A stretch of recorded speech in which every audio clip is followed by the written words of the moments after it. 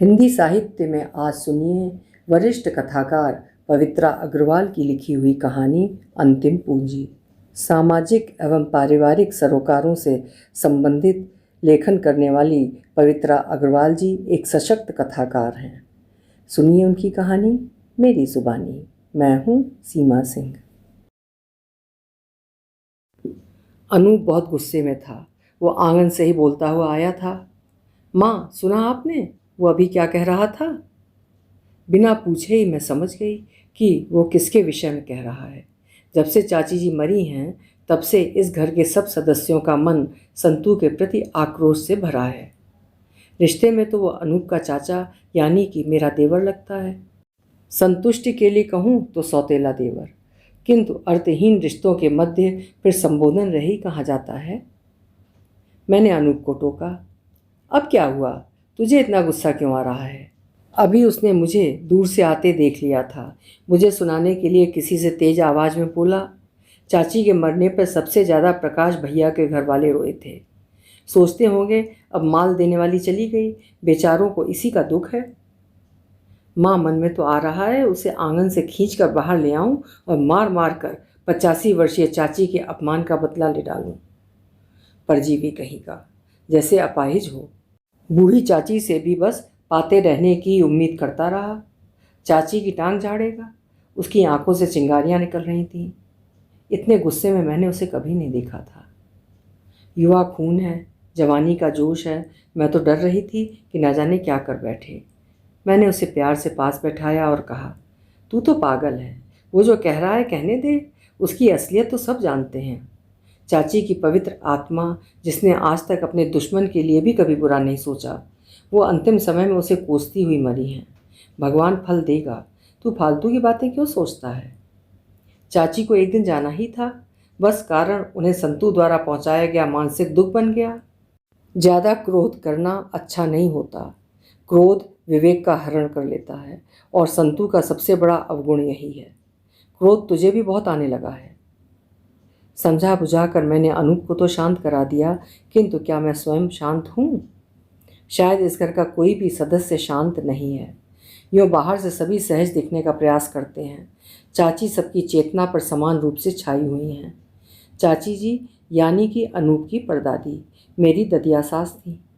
उन्हें मेरे ससुर से लेकर बच्चे तक चाची जी ही कहते आए हैं। हर 4-5 महीने बाद वो मथुरा से यहाँ पेंशन लेने आती थीं और लगभग हर बार वो संतू की उपेक्षा से आहत होती थीं। पहले चाची जी संतू के यहाँ ही आकर ठहरती थीं। बाद में उन्होंने वहाँ ठहरना बंद कर दिया था। वो अक्सर हमारे पास आकर दुखी होती थीं। संतू ने आज ये कहा, वो कहा, तो मैं खींच कर उनसे कहती, क्या करें चाची, आपको भी वहाँ गए बिना चैन नहीं पड़ता। जब वो आपसे लड़ता है तो आप वहाँ जाती क्यों हैं? तब वो भावुक होती थी। सुन, मैं वहाँ क्यों जाती हूँ? संतू का पिता यानी कि तेरा ससुर हरी मरते समय तेरी सौतेली सास मतलब संतू की माँ को लेकर बहुत उदास था और मुझसे कहा था, चाची मेरे पीछे संतू की माँ का ध्यान रखना। जब भी तुम मथुरा से आओ उसी के पास ठहरना व खाना। उसी की बात रखने के लिए मैं वहाँ जाती हूँ। लगता है अपने उस बेटे से तो वो भी डरती है। उससे कभी कुछ नहीं कहती। फिर भी चाची जी ने वहाँ जाना नहीं छोड़ा, बल्कि संतू को खुश रखने के लिए विशेष कोशिश करती रहती थीं। एक दिन चाची ने उसे टोक दिया था, लाल, मैं 4-5 महीने बाद 2-4 दिन को आती हूँ। देख कर पैर छूना तो दूर रहा, तू तो मुझसे मुँह से नमस्ते तक नहीं कहता। नहीं करता नमस्ते, क्यों करूँ? तेरा सगा लाल प्रकाश और उसके बच्चे हैं तो तेरी पूजा करने को। मेरे लिए क्या करके भूल गई है? चाची ने कहा था। लाल, गुस्सा क्यों होते हो? मैं तो सबको बराबर मानती हूँ। प्रकाश के लिए ही मैं क्या कर देती हूँ।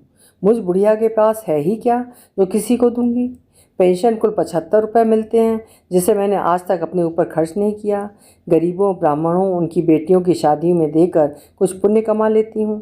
अपने लिए तो आसपास के बच्चों को घेर बटोर कर पढ़ाती हूँ और उससे अपना खर्चा चलाती हूँ। मेरे पास बचता ही क्या है जो तुझे या किसी और को दूंगी। बेटा, मैं तो तुम सबकी शुभ चिंतक हूँ। सबको देने के लिए मेरे पास आशीर्वाद है बस। हमें नहीं चाहिए तुम्हारा आशीर्वाद। कहती हो सबको बराबर मानती हूँ। प्रकाश भैया की शादी में 10 तोले सोने का हार चढ़ाया था तुमने, हमें क्या दिया? चाची जी, यदि आप सबको बराबर मानती हैं तो उस हार के हिस्से कर दो। संतू की पत्नी ने अपने पति की बात को आगे बढ़ाया था। चाची जी भड़क उठी थी। बहू, तुम कौन होती हो उस हार के हिस्से कराने वाली? वो मेरी अपनी चीज़ थी। वो न तुम्हारे बाप की थी न तुम्हारे ससुर की। आज तो कह दिया, अब ना कहना उस बारे में कुछ। उसकी शादी तुमसे 25 साल पहले हो गई थी। अब मेरे पास देने को कुछ नहीं है, बस हाथ में ये 2 चूड़ी व उंगली में एक अंगूठी है। संतू की पत्नी ने पूछा, तुम्हारे पास 4-5 तोले की जंजीर भी तो थी, वो कहाँ गई? कहीं भी गई हो, तुम्हें क्या करना है, लेकिन अब वो मेरे पास नहीं है, तो ये चूड़ी ही हमें दे दो। ये चूड़ी तेरी देवरानी मांग रही थी, मैंने कहा मेरे मरने के बाद ले लेना। अब तू भी मांग रही है तो क्या कहूँ, तब एक एक चूड़ी दोनों ले लेना। हमें नहीं चाहिए, अपने उसी सगे लाल प्रकाश को दे देना और आकर उन्हीं के घर भी ठहरा कर। संतू दहाड़ा था। तब से चाची ने वहाँ ठहरना बंद कर दिया था। बस मिलने चली जाती थी। उस बार भी पेंशन में से 100 रुपये उसे दे आई थी। जब भी वो आती उसे खुश करने की कोशिश करती ताकि उससे भी आदर पा सकें। एक बार वो अपने लिए कंबल खरीद कर लाई थी। संतू ने देखा तो बोला, चाची कंबल तो अच्छा है, काफ़ी गर्म भी होगा, कितने का लिया? एक मुझे भी खरीदना है। तुझे चाहिए तो तू इसे ही ले ले। जैसे उसे प्रसन्न करने का कोई बहाना चाची को मिल गया था। वो संतू के मना करने पर भी कंबल उसे देकर बड़ी संतुष्ट नजर आई थी। उसके बाद एक कंबल वो पुनः लाई थी। देखकर संतू बोला, चाची इस कंबल का रंग तो पहले वाले से भी अच्छा है, मुझसे बदल लो। हाँ हाँ, बदल ले लाल। मुझ बुढ़िया को तो सर्दी से हाड़ बचाने के लिए चाहिए, रंग कैसा भी हो मुझे क्या करना है। एक बार पुनः हर्षित होते हुए चाची ने कंबल बदल दिया था और कुछ अधिक ही संतुष्ट नजर आई थी। वो जानती थी कि बूढ़ा शरीर है, भगवान के यहाँ से कभी भी बुलावा आ जाएगा, अतः अपने अंतिम समय में वो किसी को भी नाराज़ नहीं करना चाहती थी। इतनी उम्र होने पर भी हमने उन्हें कभी लाठी का सहारा लेते नहीं देखा था। घर से बाहर जाते समय वे हमेशा साफ सुथरे कपड़े पहनती थीं, किंतु घर में अक्सर मटमैली पीली पड़ गई धोती ही पहनती थीं। बच्चे टोक देते, चाची धोती कितनी मैली हो रही है, कभी कभी धोबी से धुलवा लिया करो, अच्छी नहीं लगती। हाँ लल्ला, हमें देखकर तुम्हें शर्म आती है ना? रोज धुली हुई तो पहनती हूँ, इनका रंग ही अब ऐसा हो गया है। धोबी से धुलवाने को पैसे कहाँ से लाऊं? यहाँ से जो धोतियाँ तेरी अम्मा धोबी से धुलवा कर देती हैं, वहाँ उन्हें मैं बाहर पहनने के काम में लाती हूँ। कहने को मन होता, तुम इतना दान करती हो, अपने लिए इतनी कंजूसी क्यों? धुलवाने में भी कितने पैसे लगते हैं। किंतु उसे कुछ भी कहना व्यर्थ था।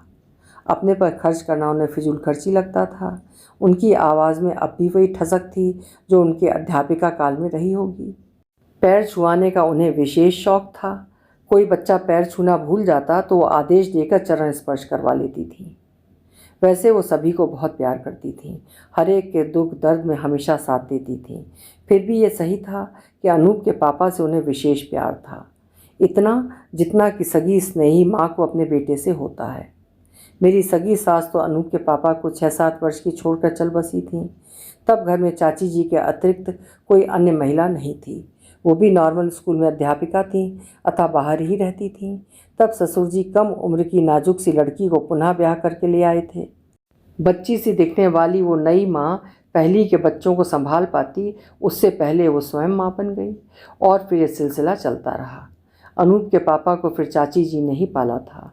उन्हें पालते समय मातृत्व के सुख से वंचित बाल विधवा चाची जी मातृ स्नेह से भर उठी थीं। बच्चों की बढ़ती संख्या, फिर उनकी बीमारी, घर के बढ़ते खर्च की वजह से ससुर जी ने अनूप के पिता को 10वीं क्लास से आगे पढ़ाने से इनकार कर दिया था। तब चाची जी ने पढ़ाई का सारा खर्च खुद वहन करते हुए उन्हें पढ़ने बनारस भेज दिया था। वहीं पढ़ते हुए वो स्वतंत्रता संग्राम से जुड़ गए। वहीं से विश्वविद्यालय के छात्रों के साथ जेल चले गए। कई महीने तक घर में उनकी कुशलता की कोई सूचना नहीं कि वे जीवित भी हैं या नहीं। फिर चाची ससुर जी पर गुस्सा होती। जाड़ों की रात में अपने ऊपर से रजाई उठा उठा कर फेंक देती थी। मैं यहाँ रजाई ओढ़ूँ और मेरा लाल पता नहीं वहाँ किस हाल में होगा, जाकर पता तो कर कि वो कहाँ है। खाली चिट्ठियाँ लिखते रहने से कुछ नहीं होगा। मैं औरत जात अकेली जाकर कहाँ भटकूँ। बुढ़ापे में इंसान के पास अतीत की स्मृतियाँ ही शेष रह जाती हैं। चाची जी अक्सर उन्हें ही दोहराती रहती थी। सुन सुनकर वो घटनाएं हमें ऐसी कंठस्थ हो गई थीं जैसे हमने उन्हें सुना नहीं बल्कि वहाँ उपस्थित रहकर स्वयं देखा है। ऐसे ही किन्हीं क्षणों में अपने अतीत की स्मृतियों में जीने के प्रयास में चाची जी ने बताया था, तेरे ददिया ससुर अर्थात प्रकाश के दादाजी से हमारी कोई रिश्तेदारी नहीं थी, जाति भी अलग थी, बस पड़ोस के नाते हमारे ससुर जी उन्हें बेटे की तरह चाहते थे। मैं तो 13 वर्ष की उम्र में ही विधवा हो गई थी। मेरे पति अपने पिता की एकमात्र संतान थे। उन दिनों प्लेग फैला था। उस महामारी में घर के घर खाली होते जा रहे थे। बचे हुए लोग घर गांव छोड़कर दूसरी जगहों पर भाग रहे थे। यही प्लेग मेरे पति को मुझसे छीन कर ले गया और मैं बैठी रह गई। मुझे मौत नहीं आई। मेरे ससुर का बुढ़ापे का शरीर था। वो अक्सर मुझे लेकर दुखी होते थे कि इसका क्या होगा। मरने से पहले उन्होंने सब जमीन व मकान आदि बेचकर पैसा गहना सब मेरे लिए प्रकाश के दादाजी के पास जमा करा दिया था। वो मास्टर थे। उनसे मैं जेठ का रिश्ता मानती थी और उन्हें दादाजी कहती थी। वो बहुत अच्छे इंसान थे। उन्होंने मुझे पढ़ाना प्रारंभ किया। पढ़ते पढ़ते मैंने मिडिल पास किया, फिर अध्यापिका बनने की ट्रेनिंग ली, फिर स्कूल में मेरी नौकरी लग गई। बाद में दादाजी ने बैंक में खाता खुलवाकर मेरा सब पैसा उसमें डलवा दिया। मेरे गहने मुझे सौंप दिए। प्रकाश के पिता की शादी मेरे सामने ही हुई थी। जब प्रकाश पैदा होने को था तो मुझे सपने में मेरे पति दिखाई दिए। उन्होंने कहा, मैं हरि के बेटे के रूप में जन्म लेकर तेरे पास आ रहा हूँ। मैं छुट्टी लेकर तेरी सास के पास आ गई थी और आते ही सबसे कह दिया था, देख लेना बेटा ही पैदा होगा। तभी प्रकाश पैदा हुआ था। उसे 6-7 वर्ष का छोड़कर तेरी सास की मौत हो गई थी। चाची जी को इन्हीं स्मृतियों को समेटने और जीने के प्रयास में मैंने वो सूत्र पा लिया था कि वो अनूप के पापा को विशेष रूप से प्यार क्यों करती हैं। और तभी से मैंने जाना था कि रिश्ते सिर्फ रक्त के ही नहीं होते, रिश्ते विश्वास के भी होते हैं, जिनकी जड़ें मन में कहीं गहरी फैल चुकी होती हैं और उन जड़ों को उखाड़ा नहीं जा सकता। अनूप के पापा भी चाची को बहुत प्यार करते थे।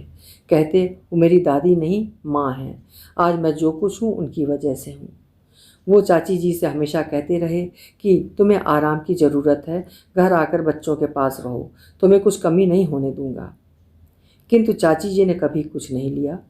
कहती, नहीं लाल, अभी तो मेरे हाथ पैर चल रहे हैं, जब काम नहीं कर पाऊंगी तो तेरे पास ही आऊँगी, लेकिन अभी नहीं। तुझ पर बड़ा भारी गृहस्थी का खर्चा है, उसे संभाल। पैसों के लिए ही तो तू बीवी बच्चों से दूर परदेश में एक जगह से दूसरी जगह भटकता फिरता है। पैसे बचाने के लिए ही अपने हाथ से कच्ची पक्की रोटी बनाकर खाता है। मरी सरकार भी नहीं सोचती, चाहे जहाँ यहाँ वहाँ तबादला कर देती है। बच्चों की पढ़ाई बर्बाद करो या फिर अकेले परिवार से दूर रहो। तू मेरी चिंता मत किया कर। अभी मुझसे जितना होता है दान पुण्य कर लेती हूँ। अंत में यही तो साथ जाएगा। फिर जहाँ मैं रहती हूँ वहाँ लोग भी कहाँ छोड़ते हैं, आने ही नहीं देते। इस तरह चाची जी स्थायी रूप से रहने कभी नहीं आई। मथुरा में अपने पास पड़ोस में उनका बहुत सम्मान था। बड़ी बूढ़ी औरतें उनके पैर छूती थीं। वहाँ पर वो सिद्धों की तरह पूजती थीं। कोई पुत्र की कामना से आशीर्वाद लेने आ रहा है तो कोई परीक्षा में पास होने या मुकदमा जीतने के लिए, और जिसकी मनोकामना पूरी हो जाती वही उनका भक्त बन जाता। इच्छा पूरी होने पर कोई धोती दे जाता तो कोई रुपए, मिठाई, फल। वास्तव में ट्यूशन करने का तो बस नाम था, वरना अधिकांश बच्चों से तो वो फीस ही नहीं लेती थी। उनमें से कोई रोज़ अपनी भैंस का दूध दे जाता था तो रोज़ कोई उन्हें कुएं से पानी भर कर दे देता था। कोई कपड़े धो जाता तो कोई बाजार से सामान ला देता। किसी ने उन्हें अपनी एक छोटी सी कोठरी बिना किराए के रहने के लिए दे रखी थी। वो जिन लोगों के मध्य रहती थीं वो रोज़ खाने कमाने वाले साधारण वर्ग के लोग थे। वहाँ सबके दुख दर्द बांटने का जिम्मा जैसे उन्होंने ही ले रखा था। उन लोगों के छोटे मोटे झगड़े और चुटकियों में निपटा देती थीं। आए हुए फल मिठाई अपने लायक रख कर वो सब वहीं बच्चों में बांट देती थीं। चाची जब भी यहाँ आती थीं तो बच्चों को साफ़ सुथरे कपड़ों में देखकर कहती, तुम लोग कितने अच्छे अच्छे कपड़े पहनते हो, क्या ज़रूरत है इतना खर्चा करने की। मेरा लाल बड़ी मेहनत से कमाता है, उसे कुछ जोड़ने भी दो। यद्यपि वो जो कुछ कहती थीं वो उनका हमारे प्रति स्नेह ही था, फिर भी कभी कभी मैं खींच जाती थी। सोचती थी मैं बच्चों को कुछ जोड़ी कपड़ों में भी हरदम साफ़ सुथरा रखती हूँ तो चाची जी समझती हैं कि मैं पैसा बर्बाद कर रही हूँ। सब कपड़े खुद घर पर ही सिलती हूँ, चौका बर्तन के लिए मेहरी तक नहीं रखी हुई है, फिर भी फिजूल खर्ची का आरोप लगे तो मन को दुख होता ही है। अनूप के पिताजी ने किसी दोस्त की सलाह पर सरकारी कोटे से स्कूटर लेने को अप्लाई किया था। उसके लिए ऑफिस से लोन भी मिल रहा था। सबने सलाह दी कि ले लो, जब चाहे बेच देना, अच्छे दाम मिल जाएंगे। स्कूटर लेकर उन्होंने हमारे पास भेज दिया था। स्कूटर देखते ही चाची जी बोली, इसे तो लल्ली के ब्याह में देने को रख दो। एक बार अनूप वही स्कूटी लेकर उनको कहीं से लेवाने चला गया तो उन्होंने वही शोर मचा दिया, मैं इस स्कूटर पर नहीं बैठूंगी, कोई भी चीज़ नई मत रहने देना, तू इसे लाया क्यों? अनूप घर आकर झुंझलाया था। मुझसे कहती, बहू तुमने 2 चटाई क्यों निकाल रखी हैं? चादर फट गई है तो पैबंद लगा कर इस्तेमाल कर लो, नई मत निकालो, छोरी के ब्याह के लिए रहने दो। शरारती अनूप एक बार उनके सामने धूप में नंगे पैर चला गया तो चाची चिल्लाई, अरे तपती ज़मीन है, पैर जल जाएंगे, चप्पल क्यों नहीं पहनता? चाची, पुरानी चप्पल टूट गई है, नई चप्पल छोरी के ब्याह में काम आएगी। अच्छा लाल, तो तुम हमारा मजाक उड़ा रहे हो। अक्सर अनूप के पापा उन तारीखों में छुट्टी आते थे जिनमें चाची जी आ सकें और पेंशन भी ले सकें, और जब कभी वो नहीं आ पाती थी तो स्वयं मथुरा जाकर उनसे मिलाते थे। अनूप के पापा पिछले महीने ही आए थे, चाची से भी मिल आए थे। अभी 10 दिन पूर्व ही चाची यहाँ पेंशन लेने आई थी। पेंशन उन्हें 4-5 दिन बाद मिलनी थी। तभी एक दिन वो रोती हुई लौटी थी और माथे पर हाथ रखकर धम्म से चारपाई पर बैठ गई। हम सब अवाक थे कि क्या हुआ। वो सिसक रही थी। आज तक हमसे किसी ने ऐसे शब्द नहीं बोले, दादाजी तक ने नहीं। मैंने संतू को बचपन में गोद में खिलाया है, आज बड़ा होकर मेरी टांगें झाड़ेगा। लाल को आने दो, मैं उससे शिकायत करूंगी। उसके यहाँ मेरा एक बक्सा पिछले 25-30 वर्ष से रखा है, किसी बच्चे को भेजकर उसे उठवा ले बहू, वरना वो उसमें भी आग लगा देगा। मैंने कहा, कोई नहीं लगाता आग, रखा रहने दो, उसके कहने का क्या है, वो तो बोलता ही ज़्यादा है। नहीं बहू, तू नहीं जानती, वो ऐसा ही है, तू जल्दी से बक्सा उठवा ले। वो हमसे इतना कह गया, लेकिन उसकी माँ व बहू ने उसे एक बार भी नहीं टोका कि तू चाची से ऐसे क्यों बोल रहा है। हम उस घर में अब पैर भी नहीं रखेंगे। हमारी लाश को हाथ भी न लगाए। 10 साल बाद देखना उसकी क्या गत होगी। हमें सताने का फल भगवान उसे जरूर देगा। मैं सिर्फ सुनती रही, समझ नहीं पा रही थी कि क्या करूं। 35-36 साल की उम्र हो गई है, 2 बच्चों का बाप भी है, फिर भी समझदारी नहीं। मैंने पूछा, चाची जी क्या बात हो गई थी, आपसे वो क्यों लड़ा? वही बोली, पिछले जाड़ों में मैं जो दूसरा कंबल लाई थी वो संतू ने ले लिया था और पहले वाला मुझे लौटा दिया था। मथुरा लौटते समय सर्दी बहुत नहीं थी, था मैं अपना कंबल भी उसके पास ही छोड़ गई थी कि अगली सर्दियों में आकर ले जाऊंगी। अब सर्दियां शुरू हो गई हैं। मैं उससे अपना कंबल लेने गई थी तो उसने मुझे बाद वाला कंबल ही लौटा दिया।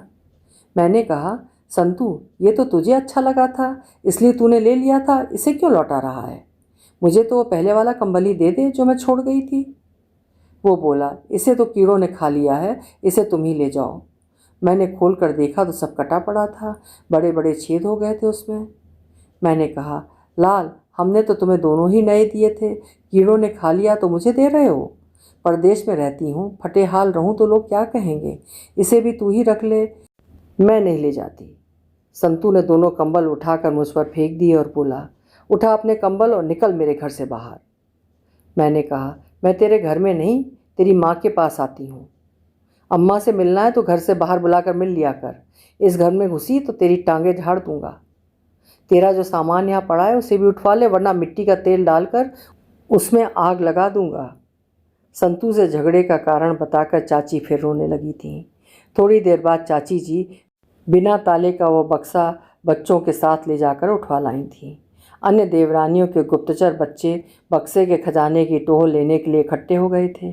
सबके बीच चाची ने वो बक्सा खोला, उसमें रखी रजाई खोली, एक गद्दे का कपड़ा, एक नई सफ़ेद धोती, एक ब्लाउज़, पेटीकोट का कपड़ा मुझे दिखाती हुई बोली, देख बहू, ये हमने अपने लिए रख छोड़े हैं, मेरे मरने के बाद इन्हें ब्राह्मणों को दान कर देना।